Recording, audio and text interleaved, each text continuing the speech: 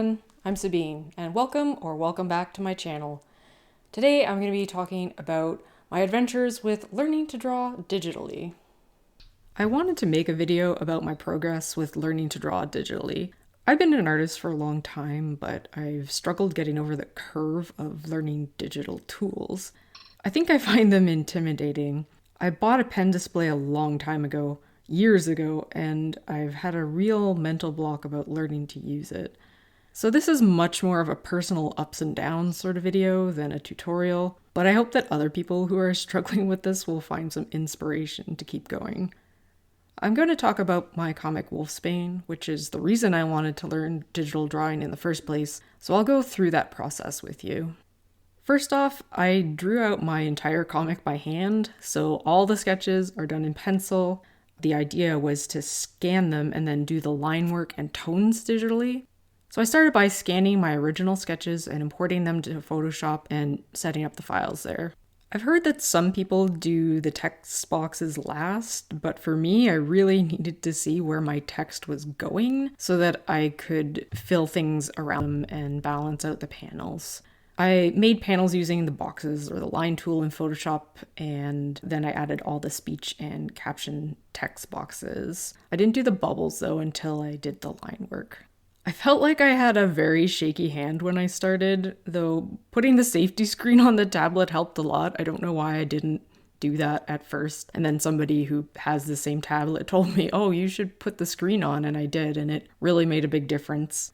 I also wasn't sure where to start with brush presets. That's a whole other topic, and there's lots of different things you can do for digital painting. But for the line works, I just set the brush to like a plain black brush, the hard edge, 8 pixels in width, and started drawing with that. I found that that was big enough for the line width that I wanted.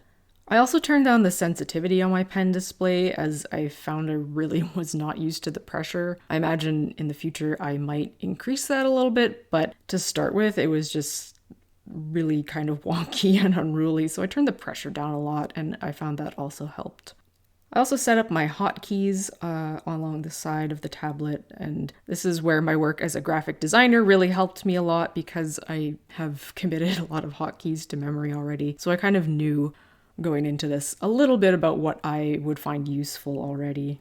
So with my hotkeys set up, that was it. I made a new layer for the line drawing and then started doing the line drawing, started tracing my sketches and making lines. It took me a while to get used to where my pen is at on the screen, and I feel like I kind of tended to overshoot or undershoot a lot, and it's a good thing that there's an eraser, but I also suck with using that.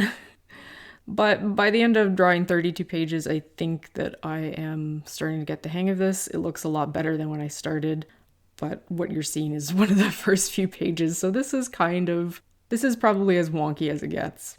I also did the speech bubbles at this point. I just used an ellipsis tool to make an oval, and then I drew in the little tail for the speech bubbles by hand and just kind of erased the edge of the ellipsis. So I decided way ahead of time that I wanted the comic to be black and white in case I decide to print it. It's a lot cheaper and easier to print in black and white. So that means that for the shading and then the gray tones that I'd be doing things in grayscale. I decided on a 20, 40, 60, 80 grayscale plus black and white, of course, to use throughout the comic.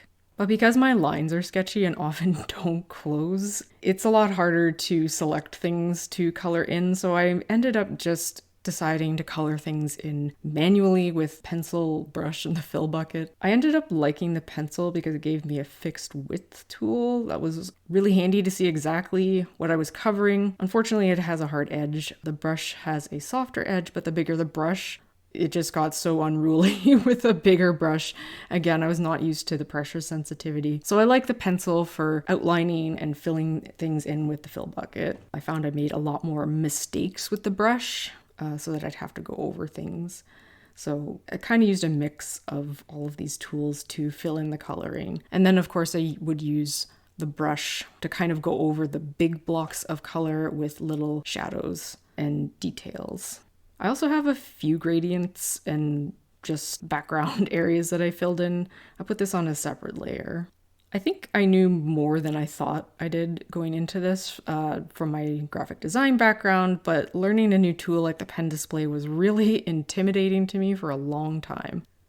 But then I realized that I've let my comic sit for years and I want to finish it and get it out there to the world so you guys can read it. So I forced myself to sit down and learn. And I think the first several pages are not the quality I want to see, especially if I were drawing by hand, but you have to start somewhere. I'm starting here, and I hope it doesn't look too bad when I'm finished, but I'm giving myself some grace because this is a learning process. And here's the finished page. I will let you guys know when I'm finished the comic, and I hope you look forward to reading it.